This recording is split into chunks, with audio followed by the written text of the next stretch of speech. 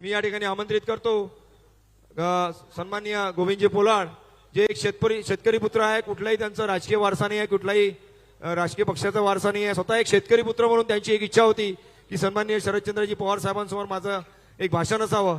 तर त्यांना मी विनंती करतो गोविंदजी पोलाळ यांना की आपण सुद्धा या प्रसंगी एक 2 मिनिटात मार्गदर्शन करावं, संबोधित करावं. हॅलो, पवार साहेबाला आम्ही टीव्हीवर पाहत होतो. माझ्यासारख्या सामान्य शेतकऱ्याच्या पोराला, मी काही राष्ट्रवादी काँग्रेस पक्षाचा नाही आहे, पण माझ्या बापाले भाषण येत नाही.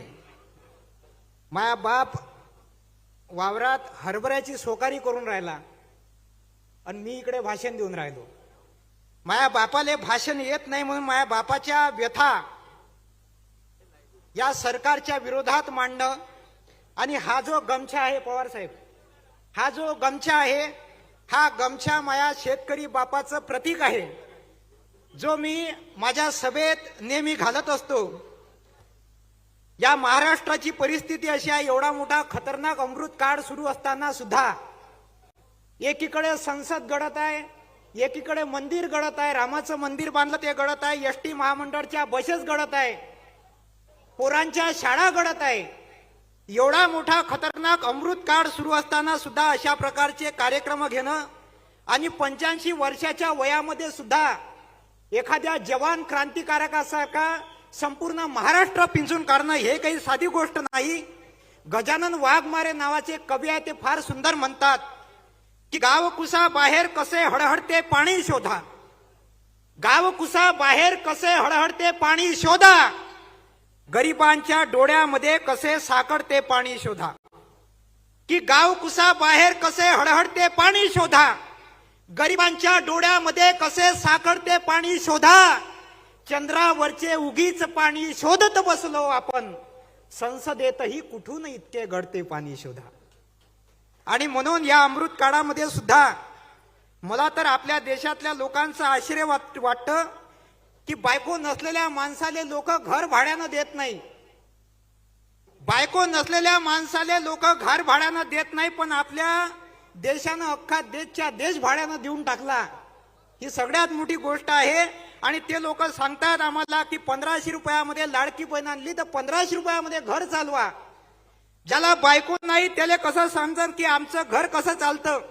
लोकसभेच्या सीटा कमी झाल्या म्हणून फडणवीस साहेबाच्या डोळ्यामध्ये अश्रू आले. लोकसभेच्या सीटा कमी झाल्या तर फडणवीस साहेबाच्या डोळ्यामध्ये अश्रू आले. फडणवीस साहेबांना या शेतकऱ्याच्या पुराचा प्रश्न आहे. फडणवीस साहेब, महाराष्ट्रातल्या सगळ्या कृषी विद्यापीठांनी सांगितलं की शेतकऱ्याला, दूध उत्पादक शेतकऱ्याला 1 लिटर प्रति लिटर मागे 41 रुपयांचा खर्च येते, पण दूध उत्पादक शेतकऱ्याला या महाराष्ट्राचं सरकार 25 ते 30 रुपयांचा खर्च देते. फडणवीस साहेब गेल्या 5 महिन्यामध्ये या महाराष्ट्रातल्या 1000 शेतकऱ्यांनी आत्महत्या केल्या. यवतमाळ जिल्ह्यातल्या एका शेतकऱ्यानं तोंडामध्ये विजेचा तार तोंडात घेऊन आत्महत्या केली. फडणवीस साहेब, तेव्हा तुमच्या डोळ्यामध्ये अश्रू आले असते तर हा महाराष्ट्र तुमच्या पाठीशी उभा राहिला असता. लक्षात ठेवा. तुम्ही आम्हाला लाडकी बहीण सांगता की फडणवीस साहेब, जेव्हा मणिपूरमध्ये एक महिला भर रस्त्यामध्ये नग्न करून फिरवल्या गेली आणि तिच्या मागे हजारो लोकांच्या टोळ्या तिचा बलात्कार करण्यासाठी धावत होत्या, तेव्हा तुमच्या डोळ्यामध्ये जर अश्रू आले असते तर हा महाराष्ट्र तुमच्या पाठीशी उभा राहिला असता. लक्षात ठेवा. अरे तिजारती पहलू निकाल लेता है, मैं कुछ कहूं तो वो तराजू निकाल लेता है, मैं इसलिए भी उसके फन की कदर करता हूं, वो झूठ बोल के भी आंसू निकाल लेता है. ही परिस्थिती आहे. इड्या कोणावर लावता? धमक असन तर या शेतकऱ्याच्या पोराचं फडणवीस साहेबाला चॅलेंज आहे. जर फडणवीस साहेब महायुती सरकारमध्ये धमक असेल तर ईडी फक्त गोविंद पोलाटच्या घरी लावाव. काय सापडन? 8 सोयाबीनचे पोते आणि 4 तुरीचे पोते, त्याला भाव नाही. 3200 रुपये भाव दिला साहेब. 2008 मध्ये 4000 रुपये सोयाबीनचा भाव होता. तेव्हा आम्ही वाई माराले नागर नेत होतो. आता ट्रॅक्टर नेतो. ट्रॅक्टरचं भाडं वाढलं, डिझेलचा खर्च वाढला, मजुऱ्या वाढल्या, पण शेतकऱ्याचं उत्पन्न वाढलं नाही, शेतकऱ्याच्या उत्पन्नाचे भाव वाढले नाही. लक्षात ठेवा. ही आजची परिस्थिती आहे. ईडी कोणावर लावतो? विरोधी पक्षातल्या लोकांवर ईडी लावता. धमक असन तर एखाद्या शेतकऱ्यावर ईडी लावा, जेणेकरून शेतकऱ्याच्या घरची परिस्थिती तुम्हाला माहिती पडेल. त्याच्या बायकोले तुम्ही 1500 रुपये देता, लाजाने वाटत तुम्हाला? पाहून आज घे तू अंधार काय असतो, पोटामध्ये भुकेचा चित्कार काय असतो, सांभाळ बायकोला एका तरी सुखाने, समजेल मग तुलाही संसार काय असतो. ईडी कोणावर लावता? विरोधी पक्षातल्या नेत्यांवर.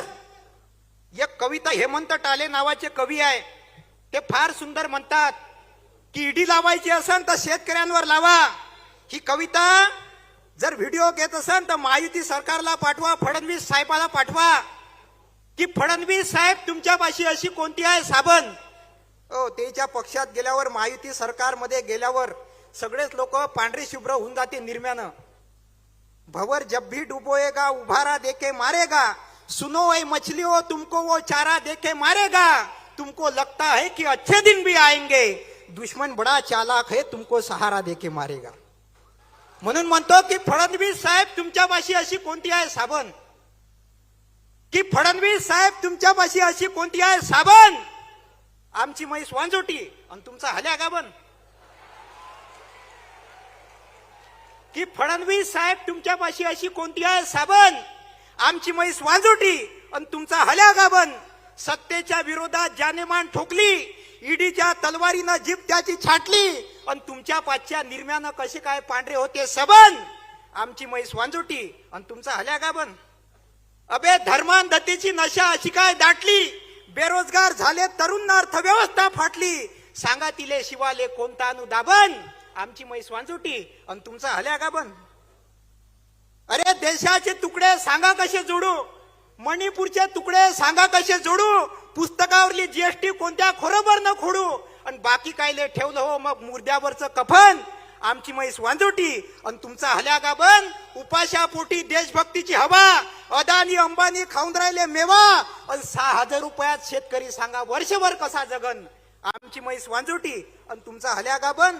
आणि लाडकी बहीण म्हणजे नुसतं योजनेचं टोकन. आजी इथं जर असन तर तुया नवऱ्याचे, तुया पोराचे सोयाबीनचे पोते या चोरांनी दाबले. तुया पोराईच्या 62,000 शाळा हे लोक बंद करून राहिले. लक्षात ठेवा, आयुष्यात हे लोक आम्हाला काय सांगतात, हिंदू खतरे में है, मुसलमान खतरे में है, आणि आमच्यापासून माणसाला तोडतात. लक्षात ठेवा, आयुष्य खूप सुंदर आहे. पवार साहेब तुमची माफी मागतो, आयुष्य खूप सुंदर आहे.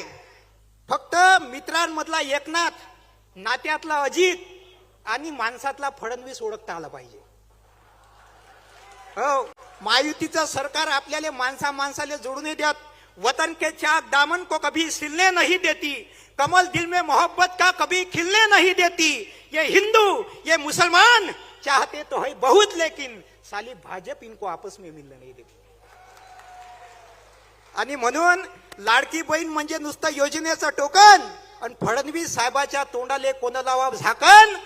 आपण सगळे एक आलो तेव्हाचे थांबन. आमची म्हैस वांजोटी आणि फडणवीस साहेबाचा हल्या गाबन. आमची म्हैस वांजोटी, फडणवीस साहेबाचा हल्या गाबन. जाता जाता हे शेतकऱ्याचं पोरग तुम्हाला एक विनंती करतं, मी राष्ट्रवादी काँग्रेस पक्षाचा नाही, पण मी ठरवलंय या महाराष्ट्रामध्ये 20 सभा घ्यायच्या आणि 20 भाजपचे उमेदवार पडायचे. म्हणून एक गोष्ट लक्षात ठेवा कि मासूम दिलों में बसी आरती अजान को जिंदा रखना. मी कवी आहे बा, पुरे फोकस माझ्या तोंडावर लावली. आज बरं झालं मी हिरो सारखा दिसत नाही, पंढरीचा विठ्ठलाव सावडा. पवार साहेब जसे टीव्ही मध्ये दिसतात, आज मी खरोखर पाहिलं बा तुम्हाला. तुम्ही टीव्हीत तसेच दिसता, इथे तसेच दिसता. तरुणांनी प्रेरणा घ्यायला पाहिजे, म्हणजे आपण काहीतरी शिकायला पाहिजे की 85 वर्षाचा तरुण आज मी पहिल्यांदा बघितला हुबेहूब. म्हणून तुम्हाला एवढंच म्हणतो की मासूम दिलों में बसी आरती अजान को जिंदा रखना. अरे मेरे वतन के लोगों तुम हिंदुस्तान को जिंदा रखना. कि मासूम दिलों में बसी आरती अजान को जिंदा रखना. अरे मेरे वतन के लोगों तुम हिंदुस्तान को जिंदा रखना. वो ढोंगी है काफिर है तुम्हें बहुत कुछ समझाएंगे, अपनी राहें है जुदा जुदा यही कहेंगे और बतलाएंगे. आखिरी मंजिल मरघट है, शमशान है ये याद रखना, लेकिन उसके पहले मोहब्बत ही अपनी पहचान है ये याद रखना. जो घर फूकने की तालीम दे वो जायज कैसे है ये सोचना, और जो मेल जोल के खिलाफ हो वो लायक कैसे है ये सोचना. केसरिया हरा सफेद इन तीनों पर ये दिल बलिदान हो, और मजहब की जब बात हो तो लोगों पे संविधान हो, अरे प्यार हो फिजाओं में, ऐसे आसमान को जिंदा रखना। ऐ मेरे वतन के लोगों, तुम हिंदुस्तान को जिंदा रखना। ऐ मेरे वतन के लोगों, तुम हिंदुस्तान को जिंदा रखना। मला या ठिकाणी तुम्ही बोलण्याची संधी दिली, या शेतकऱ्याला त्याच्या बापाचं प्रतिनिधित्व मांडायची संधी दिली। जाता जाता फक्त ज्या लोकांचे माझ्या भाषणातून मन दुखले असेल तर दुखू द्या, तसे तुमच्या खात्यात 15 लाख रुपये आले नाही। मुझको जालिम का तरफदार नहीं लिख सकते, वो मुझको ऐसे ही गद्दार नहीं लिख सकते। जान हथेली पर रखकर बोल रहा हूं जो सच, वो सच इस देश के अखबार नहीं लिख सकते। जय हिंद, जय भारत, इनकलाब जिंदाबाद। धन्यवाद गोविंदजी।